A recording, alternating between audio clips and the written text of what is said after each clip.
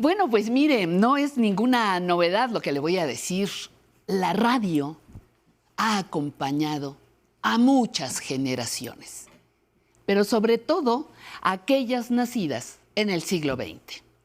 Fueron muchas las estaciones que, además de música, producían radionovelas o radioteatros. ¿Se acuerdan?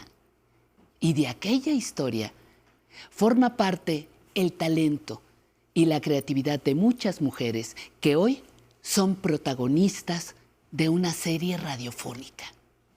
Le invitamos a descubrirla y, claro, a disfrutarla.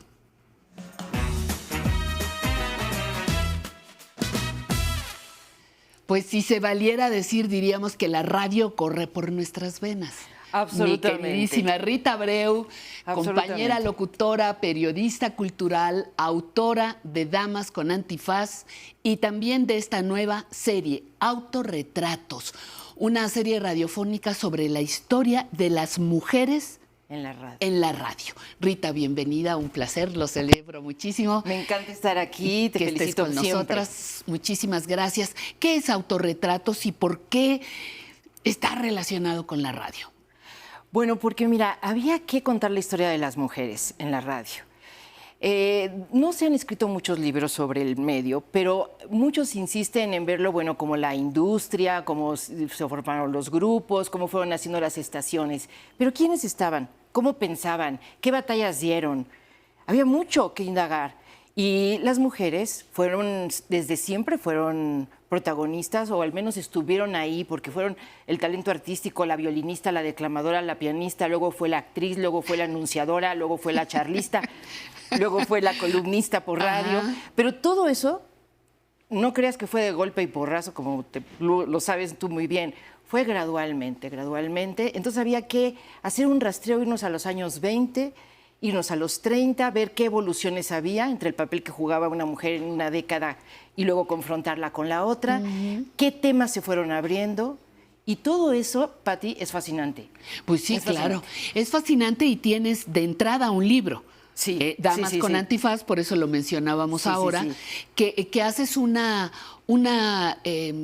investigación primero para saber quiénes estaban vivas. Cuéntanos un poquito, ¿cómo hiciste ese libro? Ese libro, bueno, nace de hacerme es como la muchas mamá preguntas. Es la mamá de todo. La serie. Es la mamá de la serie, sí. Y me da mucho gusto que además tú estés involucrada y seas madrina también de esa investigación.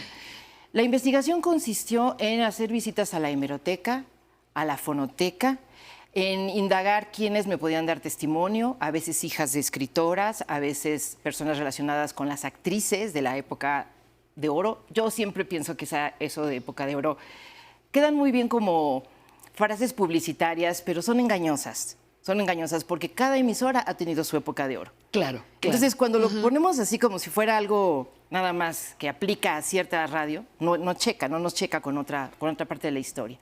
Pero entonces sí, bueno, consistió en muchas visitas, oye, sobre todo a la hemeroteca, que es un agasajo, ¿eh?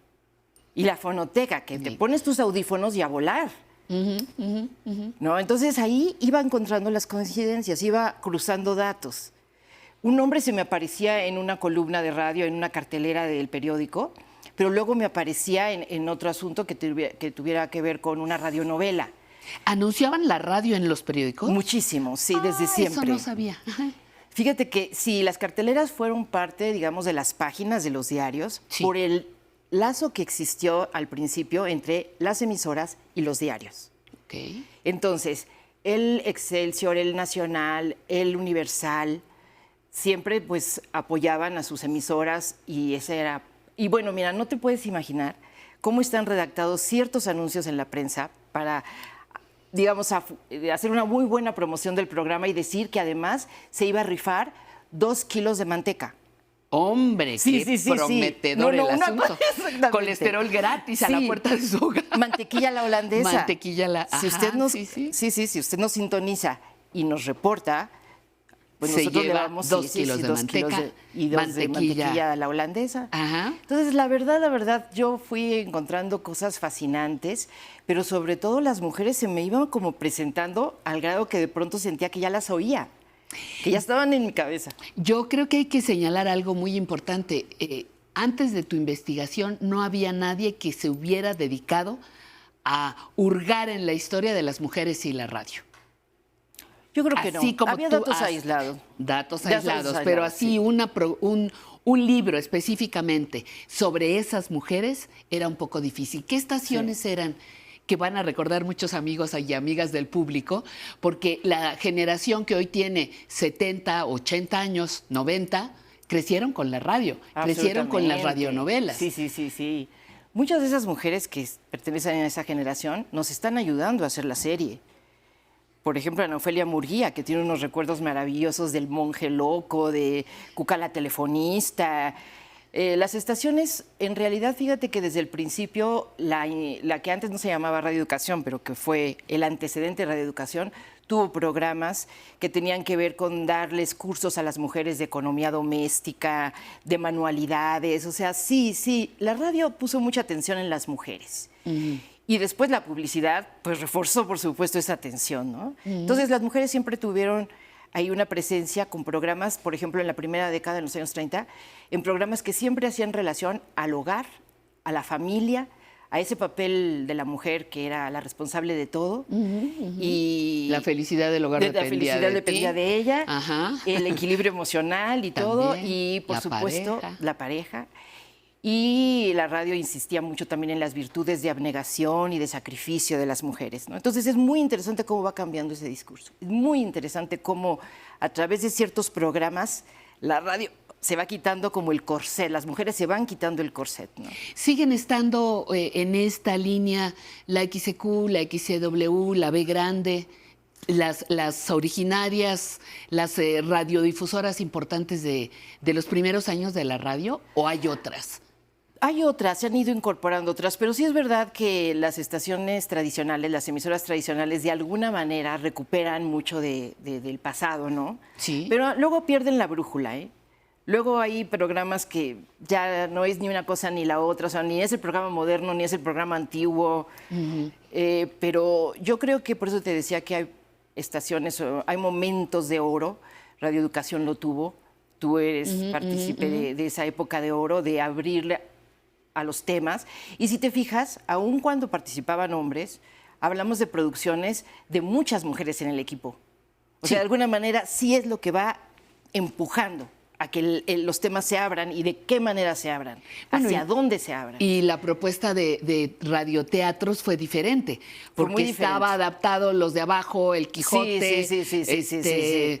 Los Pasos de López, Exacto. ¿no? Todo Agustín esto. Yáñez, Elena bueno, sí, Poniatowska autor- también ajá. la adaptaron. Sí. Ajá, entonces sí, hasta no verte Jesús mío. Sí. Bueno, son documentos distintos, ya no era la historia de amor sufridora de principios de Exactamente, siglo, sí. sino una propuesta distinta. Y autorretratos, ¿qué es lo que tiene? Porque mira, yo insisto en que mucho del público que ahora está con nosotros esta mañana crecieron con la radio. Sí, Entonces sí, ahora pueden absolutamente. tener, ¿cuántas emisoras del IMER? Donde se está 17 emisoras del IMER. 17 opciones para que puedan escuchar estos autorretratos. ¿De qué hablas concretamente ahí? Bueno, en autorretratos, poniéndonos un poco en los zapatos de todas estas mujeres, quisimos, ¿cómo lo dirían ellas? ¿Cómo hablarían ellas de sí mismas? Por eso es que recurrimos como a la autobiografía pues, en forma de ficción, ¿no? Sí. Entonces, en las actrices, las directoras de escena, las escritoras de radionovelas, las adaptadoras de radioteatros, tenían una visión del medio, tenían una vida privada y tenían una serie de cuestiones que vencer de sí mismas para estar en un medio demandante, en un medio difícil. Muchas de ellas tenían sus mejores épocas cuando enviudaban, cuando se separaban, que ya tenían esas libertades. Y como todo eso está documentado, alguna vez lo dijeron, alguna vez lo comentaron, pues aquí lo ponemos como en su voz propia, ¿no? Entonces son cápsulas, la verdad es que estoy muy feliz y lo tengo que presumir, de haber contado con tanto apoyo del IMER, sobre todo de la directora de Aleida Calleja, porque me dio la libertad, el tiempo que se requiriera para contar esas pequeñas piezas, el equipo, porque todo se está tallereando, como decimos nosotros, ¿no? Lo volvemos a ver, lo revisamos, se ajustan los guiones, contactamos a las voces invitadas. Las voces invitadas han sido clave en la serie, ¿no?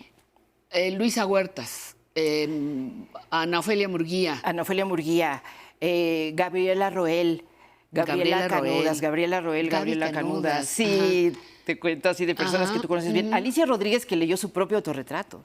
Lo va a hacer Azucena Rodríguez también con su propia historia. Ana Ofelia hizo 2 autorretratos, no quiso hacer la propia, pero hizo a Cuca la telefonista. Y por favor, esas son de las sorpresas que yo quiero que en septiembre la gente se regocije. ¿Quién era Cuca la telefonista? Es la segunda vez que la mencionas. ¿Quién era? Ah, no, ¿verdad? Es que yo soy insistente. No, está bien, aquí Cuca sabemos. la telefonista fue una actriz cómica. También fue declamadora y fue una mujer importante porque estaba casada también con un hombre del medio y esto la hacía, bueno, pues tener una posición así un poco, digamos, privilegiada hasta cierto punto. Sus méritos, pero ya te digo, estar en una posición muy buena y fue la primera gerente de una estación comercial, porque una estación pública tuvo también la primera gerencia, que fue precisamente la estación de la Secretaría de Educación Pública. Pero Cuca la telefonista, en su papel en su nombre más bien formal, fue la gerente de la primera radio femenina que tuvo México, ¿no? Tuvimos una radio femenina del 52 al 58. Y ella fue la que estuvo al frente de esa radio. Entonces, bueno, es un personaje importante porque como actriz de cine, también de la llamada época de oro, trabajó con Tintán y con personajes también clave. Y tenía un personaje que decía, ¡ay, qué flojera! Tiene una forma de hablar muy curiosa. Ajá. Ana Ofelia la imita maravillosamente, pero se ganó el cariño, el amor y el estilo, pues se volvió así como, digamos, entrañable. Nadie hacía lo que ella hacía y ese personaje lo hizo en el radio, lo hizo en el cine, y excepto en el papel de gerente de Radio Femenina. Sí, claro.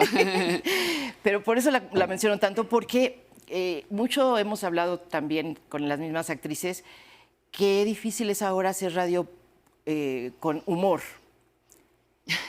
Bueno, ha cambiado muchas cosas. Muchas cosas. Que antes eran motivo de burla, hoy hay un cambio radical. Hay un cambio radical. ¿No? Ajá.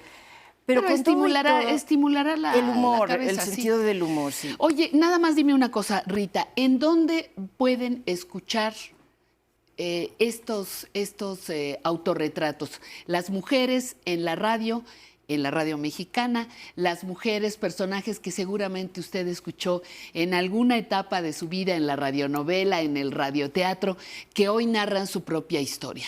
¿En qué estaciones que tiene el IMER está pasando? Está pasando en las 17 estaciones del IMER, desde Opus, que tiene mucha audiencia precisamente de este grupo de población que está siempre pendiente de la radio, sí, que es la B grande, y es Opus, pero también está en Horizonte, también está en Reactor, que es la de los jóvenes, ajá. Y está en las estaciones de los estados de la República, ¿no? Las que tiene el IMER en el norte y en el sur. Entonces, bueno, también la idea es que el público, también el que nos esté escuchando, se pueda comunicar con nosotros y decir si recuerdan algún personaje, si recuerdan alguna anécdota de la radio y nos la compartan y todo se vuelva parte de estas biografías. ¿Cuánto tiempo dura la pieza? La pieza, ¿cuánto tiempo dura? Son pequeñitas, ¿no? Estamos hablando, fíjate que no son tan pequeñitas, bueno, están entre 6 y 8. Ah, caramba. Sí, ya no son tan pequeñitas. Ajá. 6 y 8 minutos. Sí, 6 y 8 donde minutos. En primera persona te narro. Fui, hice... Tuve, participé. Sí, descubrí, me pasó, en fin, ¿no? Y di la batalla. Un poco, ese es como el fondo de cada autobiografía, ¿no? Di estas batallas. Y porque todo el mundo ha dado batallas, pues no sí, solo claro. las mujeres, desde luego. Pero creo que ese es el meollo de esto. Y también, por supuesto, tienen los insertos o los inserts de programas de radio. Eso es muy importante. Sí, o sea, y la música, ¿sabes? La música que ha sido clave. Pero entonces estamos hablando de pequeños documentos. La autobiografía, la autonarración, el recorte de la época musical, el trozo de programa, sí, y la música. Sí. Yo le invito muy cordialmente a que conozca este trabajo Autorretratos. Está pasando en el Instituto Mexicano de la Radio, que es como primo de nosotros, como hermano de Canal 11. Y te agradezco, Rita Abreu, tu tiempo, que vengas a invitarnos y celebro que sigas haciendo radio. Y yo Muy celebro bien. que tú hayas hecho la voz de Carmen Montejo. Bueno, pues ese fue un privilegio Gracias, extra. gracias. Pero te agradezco de verdad que nos pongas otra vez en contacto con esta parte de la historia. Forma parte de su historia y de la mía. La radio en México ha tenido una etapa muy importante y vamos a ver qué sucede después ahora con las redes. Vendrá la renovación y la reinvención. Gracias, Rita Abreu. Gracias a ti. Continuamos. Gracias.